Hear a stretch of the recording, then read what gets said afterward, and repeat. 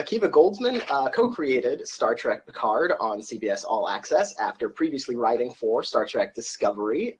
So first off, how did the idea for Picard first develop?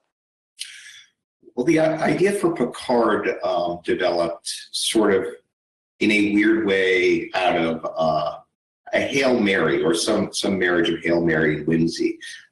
We were creating that first season of short treks, which are these little sort of tie-in movie-lets, which are also on CBS All Access. And we were imagining one, and somehow we ended up sort of saying, well, could we get Patrick Stewart? We were actually imagining something that we never made, which was some intersection between a very young Picard and an aging Uhura. Although we never made that part of what we were thinking of, is could we take this young actor, probably not Tom Hardy, and sort of morph him at the end and then use a shot of actually Patrick? Could we get Patrick? And Alex Kurtzman said, well, I mean, why just try to get him for one? Why not try to get him for a show? And we all sort of went, well, that's impossible, isn't it? And off we went. And what was your, familiarity with the entire kind of Trek universe before you worked on these two shows? Were you a fan, or was it something that you had to kind of, work on, research, study before this opportunity? My first Star Trek convention was 1976.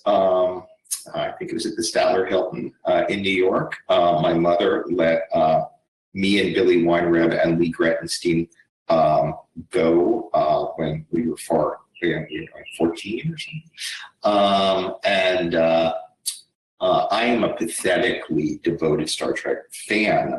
It was my favorite thing from the time I was little. I started watching it in reruns every night at 7 p.m. on WPIX television, channel 11. Don't know if it's still there. And, I was devoted, and it was the first thing that outside of my own experience, my immediate experience, Brooklyn was very far from Manhattan, that I became part of. It was the first larger thing, those conventions, which were really, it's just the sort of the proto conventions, really. I still have the brochure for the first ones hand typed, maybe somebody sat there, typed a bunch of them. There was access to things that you really couldn't get in other ways. They would screen the episodes on film, and the color saturation was entirely different. Also, the episodes were edited to fit the syndication window even then. So there was always sort of a piece that you could see that you hadn't seen on broadcast. The cage didn't exist at that point. It was sort of lost. So there was a lot of sort of parsing the menagerie. And I've loved it forever, for always. And so when my friend Alex Kurtzman he was away, and they were getting they were trying to move Discovery into a more immediate circumstance, and he called me and he sort of said, well, could you go by and help? And I never left. And, it's been 18 years between the last Picard, time we saw Picard in Nemesis, and now Star Trek Picard. What was it like sort of, kind of taking this character and taking this universe that in the intervening years, what we've gotten mostly are prequels, that go back into the timeline, but this is going forward, which was one of the things I was most excited about, is seeing something that takes this story in that direction. So what was it like kind of trying to make it anew, but sort of also honor where it came from and the mythology of the whole legacy? Well, this is a tightrope, which I think anybody who wants to work with beloved material walks these days. And I think that we, in a funny way, had two circumstantial gifts. One was actually Logan, and the other was Patrick's point of view. So as is sort of now pretty well known, and certainly what we knew going into our first encounters with Patrick Stewart was that he did not want to revisit Picard, that he felt he had said what the character had to say. He didn't want to do a next-gen redux. This was sort of, for those of us who lived in the world of Star Trek fandom, this was pretty well known. So we knew that we had to go to him with something that wasn't a replay. And we also knew that not only were we in the most general sense on the heels of Logan, we were also, when it came to Patrick, in the specific on the heels of Logan, and therefore on the shoulders of Logan. What I mean by that is what was so amazing about Logan to me was it was modern. It understood the passage of time. It was happy to embrace, the promises of the future, both realized and unrealized. And it was really great acting, and it was really great storytelling, and so we wanted to live up to that, and obviously Patrick would insist we lived up to it. And so those guideposts sort of kept us on the straight and narrow when it came to not just redoing what had already been done, or at least that was our outcome goal. And another thing that was really exciting going into this as a fan was how kind of interesting and diverse the team behind the scenes was. Like, you have a wide-ranging resume. Kirsten Breyer has, she's a novelist in addition to a writer. Alex Kurtzman, of course, Michael Chabon, Pulitzer Prize winner. What's it like taking those creative point of views and working with them and really bringing something new to the franchise? Well, I think that these kinds of objects today are created in all sorts of ways. That this sort of the long form narrative can be very singular. It can be very collaborative. We are a group of folks who kind of believe in collaborative art because we are deeply adapting. I mean, it's sort of a giant adaptation. It is creation within the boundaries of a world that has been created for us. I mean, we didn't make up any of this. We simply add to it. So Michael, I have known for, 30 odd years, I guess longer. He is a good friend. I went to college with his wife.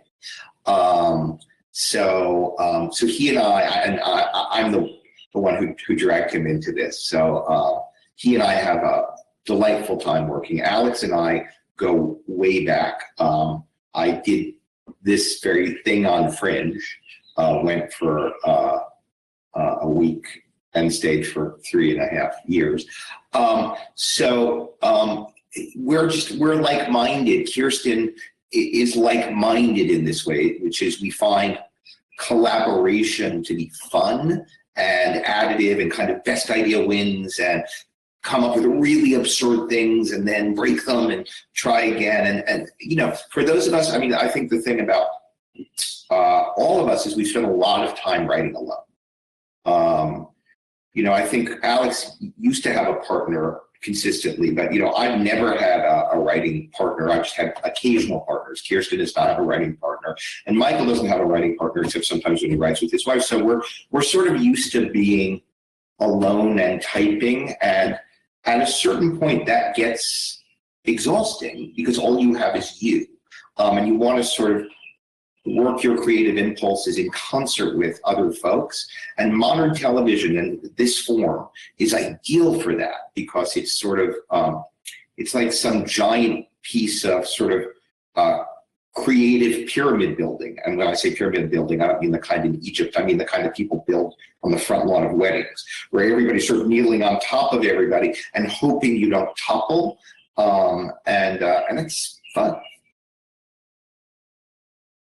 And you built the story about, to bring back Picard around sort of his regrets about Data and this new android who has connections to Data. Where did where did the idea to come, back to this character with that story develop?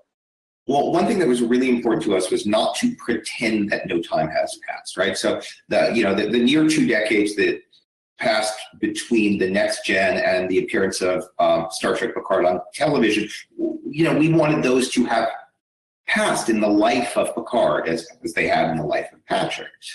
We didn't want to play the character for anything but what he was, which was in canon a 94-year-old man.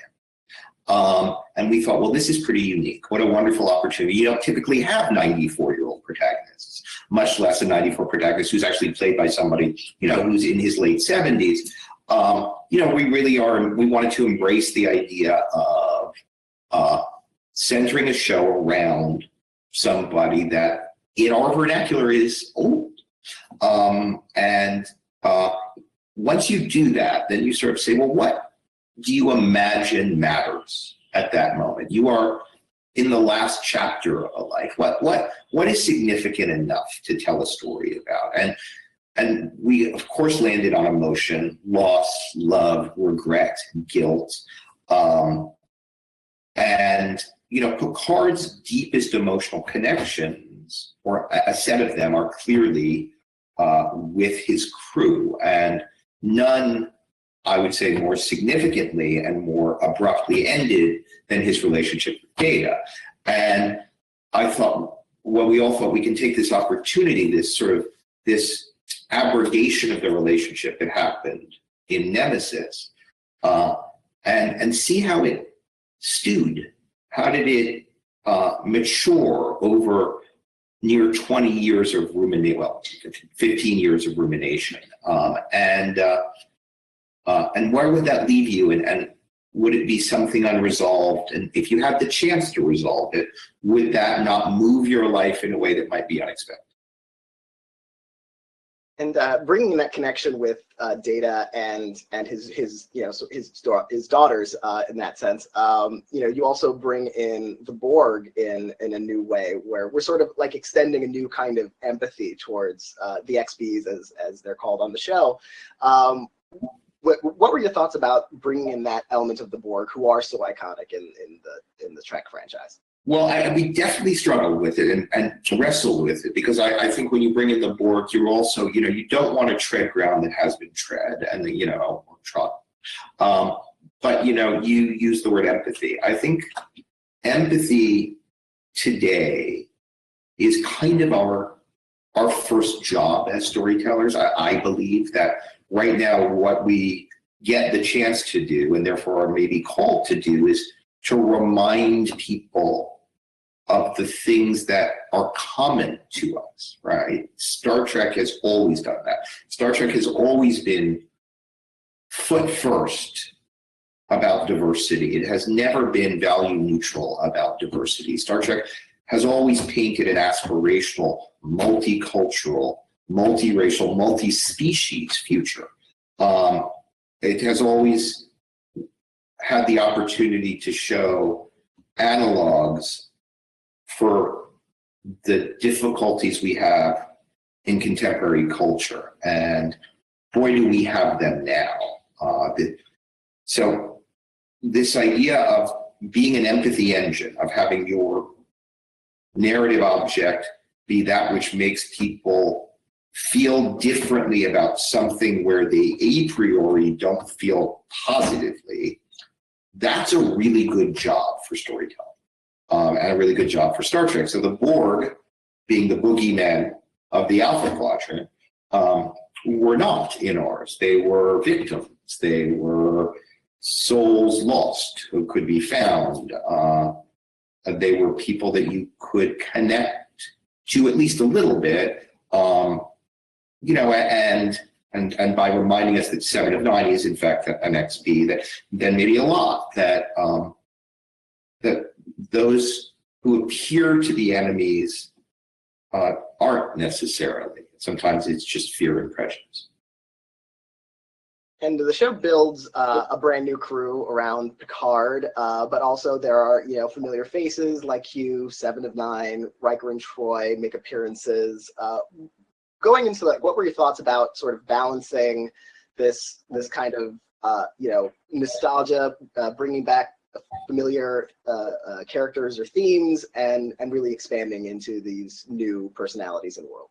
Well, we were trying very hard to make a Star Trek show that would welcome me, who, can basically tell you the plot of every TOS episode, most Next Gen episodes, weirdly most Voyager episodes, and a lot of DS9. So we didn't want to just invite us, right? Michael Chabon is the same way. We had almost the same childhood, except his was in Philadelphia. So but we also wanted to invite, for lack of a better phrase, our wives, who are not particularly interested in Star Trek. We wanted the show to be humanist and compelling for new audiences, and we also wanted to delight and please those of us who are deep fans. Again, one of these tricky tightropes that a lot of us walk today when trying to work with, classical material. So our rule was sort of simple. Don't go to the low-hanging fruit unless there's nowhere else to go, and therefore it's not low-hanging. So, for example, when we built the season, and we were pointedly not doing Next Gen, the sequel, Patrick was very clear about that. We were clear about that. We hadn't imagined Nepenthe, the Riker episode. We were working through the story, and we realized that Picard had to go somewhere where he could be safe, where he knew that there was no possibility of betrayal. He needed a refuge. He needed a moment to actually be able to look inward. In fact, he needed people who could look to him and see beyond the image of the great man. So suddenly we were like, oh God, Riker. And then we were just filled with delight because the story kind of commanded it.